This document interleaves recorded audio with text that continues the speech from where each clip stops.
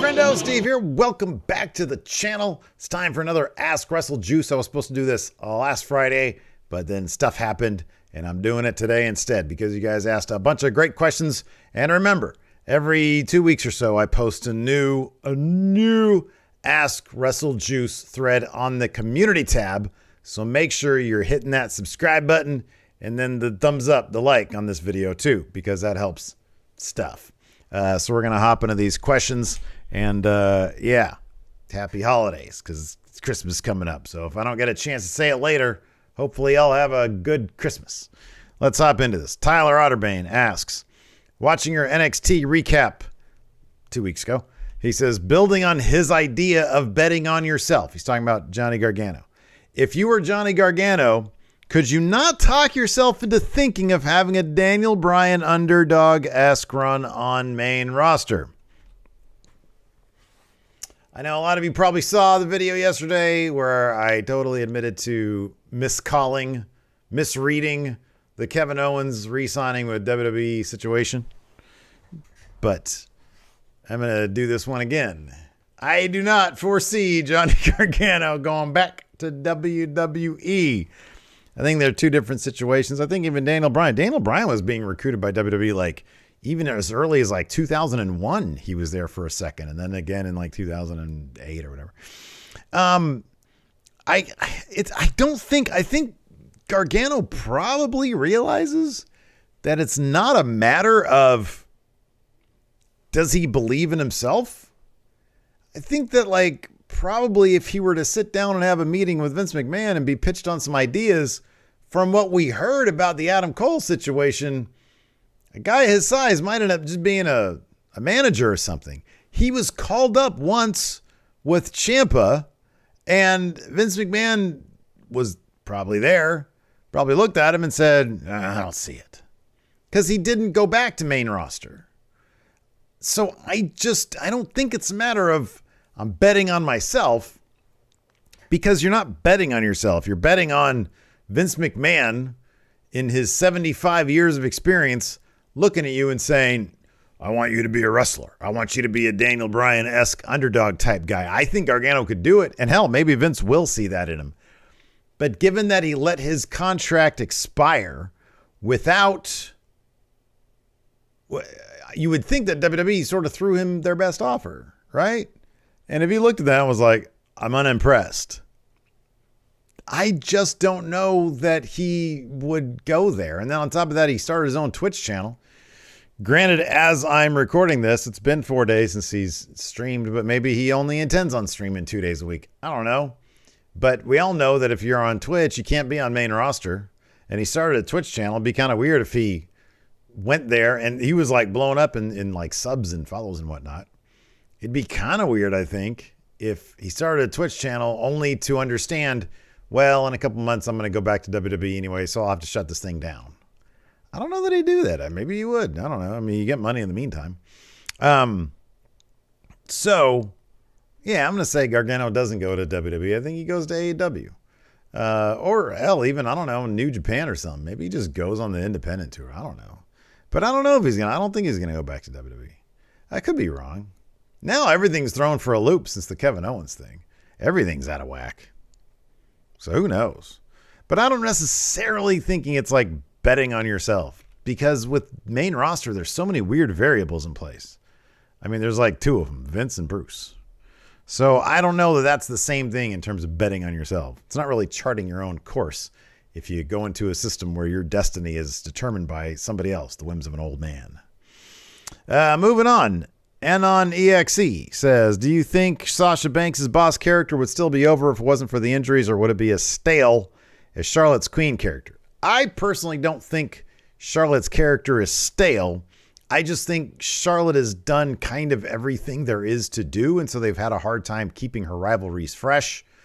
I don't know if Sasha Banks had just been there the whole time like Charlotte has been there the whole time. I think obviously, the more exposure you get to somebody, the more you get used to them, the more you might get bored with them. I mean, that's just natural. That's just human nature. It happens with everything. So if Sasha was able to continue to keep it fresh, then maybe not. If she wasn't able to keep it fresh, then yeah, probably maybe people be sort of backlashing against her. But it's also the perception of how she's used. It's the perception that Vince loves Charlotte so much that he gives her everything and is always putting titles on her and giving her milestones and whatnot. There is that perception because she is like the person that WWE relies on the most with the women's division. And if Sasha had that role, then perhaps maybe there would be that backlash. But I get the feeling that role still would have been Charlotte's to have. Callum Shannon asks, who do you think will be the first AEW Triple Crown champion? So you need the AEW title, TNT title, and the tag title. So right now, Kenny has had both. And so I don't know if he would end up being the TNT champion, but wouldn't shock me if he ended up becoming the TNT champion. My next 4 AEW champions. Now that's blowing out of the water too, because Kevin Steen can't be one of them. But no, he wasn't on my next 4. It was Adam Cole, and then I don't know, 3 other. It was Adam Cole, Hangman again, and then it was MJF, and then it was Punk, and then it was Darby Allin. I think it's going to be Kenny. I think when he comes back, he'll be a face, and I could see him. Let's say Cody gets that TNT title. I could see maybe Kenny taking it off Cody. It's probably a bad idea, but if you want to establish a title that's on par with the world title in the TNT title, which is, I think, where they were trying to go with it until Sammy got it, I think that's a possibility. I think it's going to be Kenny. Scoot Bonds says, how would you fix NXT 2.0's tag division? He says it's not bad, but it's not that good either.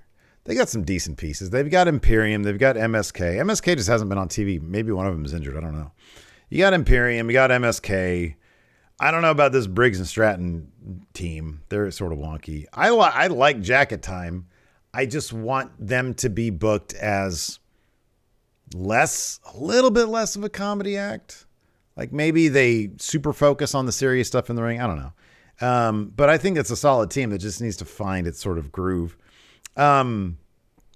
You've got Grizzled Young Veterans were awesome, and they booked them into a joke. How do you fix it? You bring in Mustache Mountain, you bring in Gallus.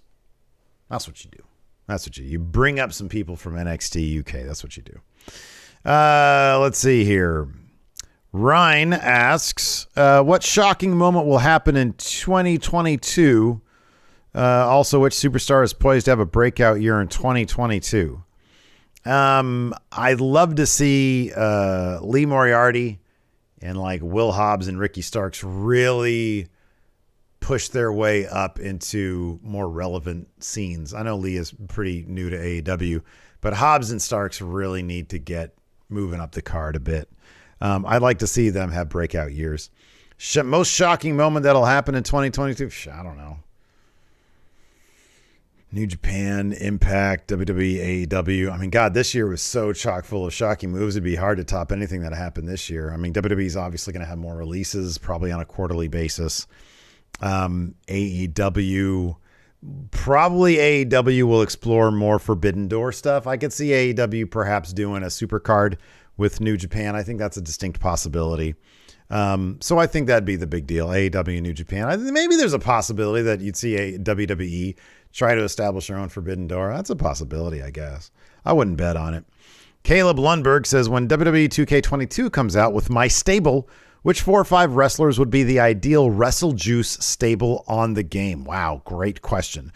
Who would be in the Wrestle Juice stable? Let's take wrestlers who are already actually there. I would, that's still going to actually be in the game. I would take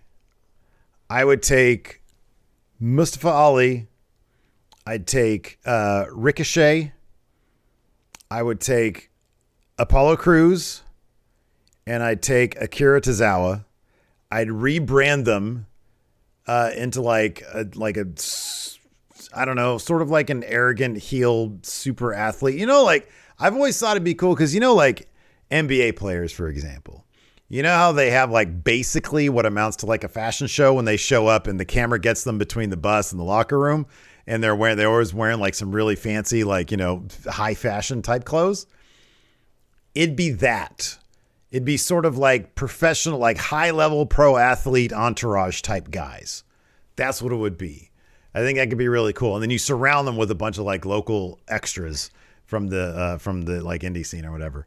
And they'd, arrive, and it'd be like, I don't know, like a younger, cooler version of like Evolution, how they used to roll in limos and shit like that.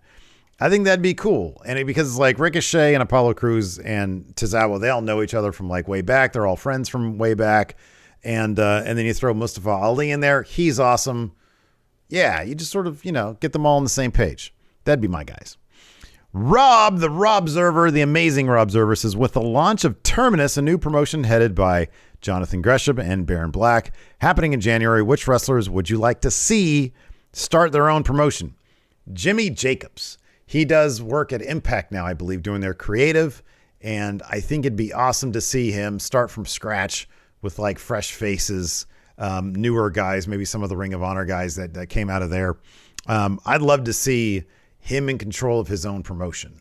That'd be awesome. I know he's like already been, maybe you're looking for like younger wrestlers. I wonder what a Danhausen promotion would look like.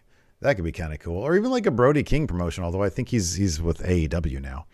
I'm trying to think of other.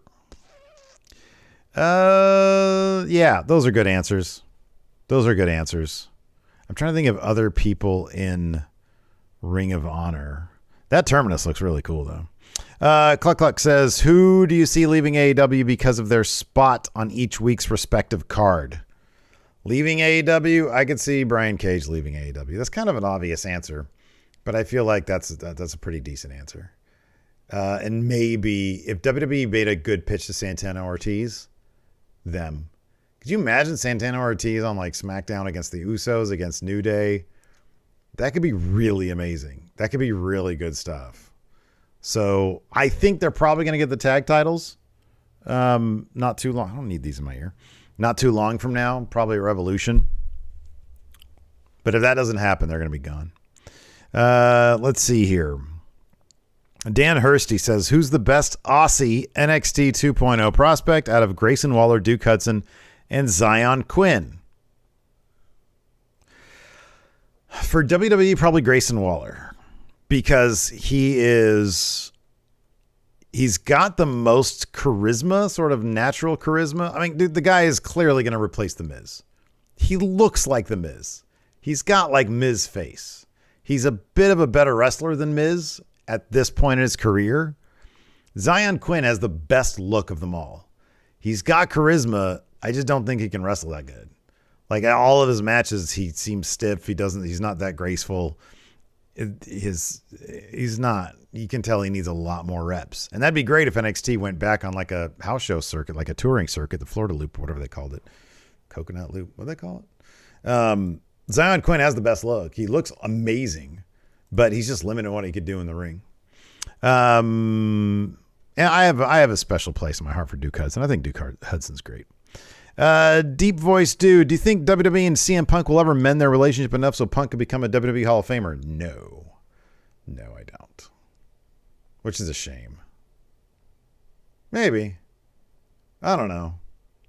He seems to be getting his fix out of pro wrestling in AEW right now. So I don't know. I guess never say never, right? 5 years from now, maybe. Lewis Dolby, what would your weekly wrestling viewing look like if you worked a 9-to-5 regular job compared to having to watch it all for Going In Raw? We talked about this on, I think, one of our streams the other night. I would definitely watch WWE pay-per-views. That's for sure. Out of pure curiosity, I might check out 2.0 because 2.0 is really weird, and I like weird stuff. If I was around on Fridays, which typically I am, I'd probably pop on SmackDown because I really like what they're doing with Roman Reigns. I really don't imagine a world in which I'd actually want to check out Raw unless it was like the Raw after a decent pay-per-view. Like the pay-per-views would be my reset point. It's like, okay, I like what happened here. Let me check out what happens on Raw the next night. But something tells me that I would never watch all of Raw and I'd end up like backlogging them in my DVR. So yeah. And then maybe I'd watch Rampage. I mean, if I was working a 9-to-5 regular job, things would be a lot different because like I get to hang out with my family a lot because of my job now. And if I didn't get to hang out with my family, I come home at like 6:00 and I don't know, I'd probably be too tired to watch too much wrestling. I definitely wouldn't watch Raw. Friday nights, maybe SmackDown. And then on a Tuesday night, maybe I'd try to check out 2.0. And I'd probably watch Dynamite because Dynamite's weird too. Let's see here. Ultimate Taco says, do you think it's possible for WWE to regain the faith of the audience after years of proving we have no reason for faith in the company? I think SmackDown just got like 2.3 million views. I still think they're kind of on the radar, but not as much as they used to be. I don't know. They need to stop being so corny. If you think about what took them from 95 to 97 and then the new heights of 1998, it was from 96, they were 95, 96, they were a really corny company. And in 97, 98, they weren't. It's that simple. There's too much competition these days. They're so corny.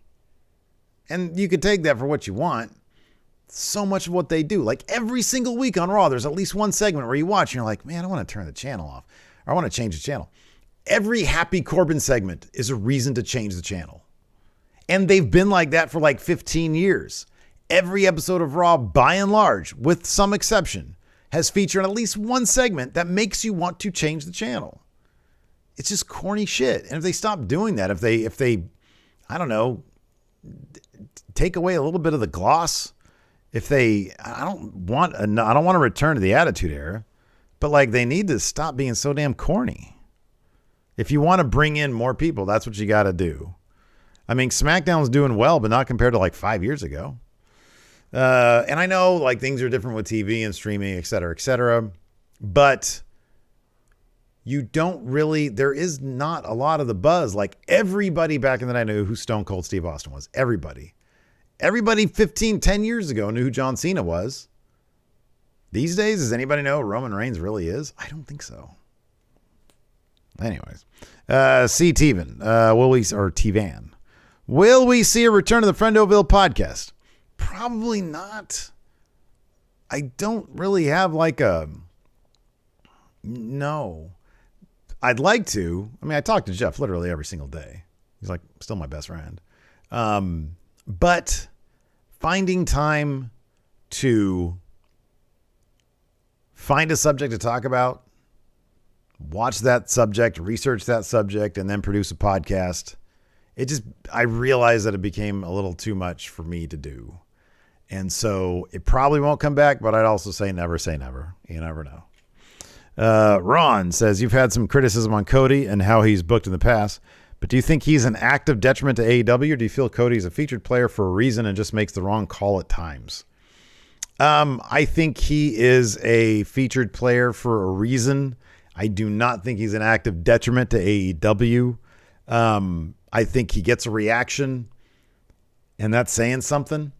So no, I think Cody's fine. I think he's not in the title scene. He's not hogging up main events. And he always gets people talking whatever he does. I don't see there's anything wrong with that. Finally, Brandon says, why have some wrestling personalities turned 2.0 into the laughing stock of the industry when it's more interesting than Monday Night Raw? Obviously, I think he says MR. I think he means Monday Night Raw. Obviously, work rate isn't there, but they're trying things unlike reruns on Raw. I think he means Raw. Because 1.0 was like the favorite brand of many people, including a lot of wrestling personalities. This guy right here, me. And then they completely rebranded it into something that's, I'm still not even sure what it is. It's developmental, kind of. It's not developmental. They have really short wrestling matches. They got a lot of weird shit going on, which to a degree I appreciate, but I really don't have much of a desire to watch wrestlers learn while they're on cable TV. They should have done a network show for that. So that's going to be why, because it was something, they literally took something that was the most critically acclaimed wrestling show in the country, and then they scrapped it and they turned it into something completely different. And there are things to appreciate out of what they turned it into. There's some good performers there. They're doing some interesting things with characters to some degree. but it's not what it was. And that probably pissed off a lot of people. So there you go. Anyways, look, I prefer watching 2.0 over Raw for the most part. For the most part. No, I don't. If given the opportunity to ditch one, yeah, I'd probably ditch 2.0. I don't know. It's a constant push and pull. Anyways, that's going to do it for Ask WrestleJuice. Thanks, everybody, for your great questions. I hope you have a great Christmas. I'll probably do some more content between now and then, but this is like kind of the flagship show of the channel. So thanks, everybody. We'll talk to you later.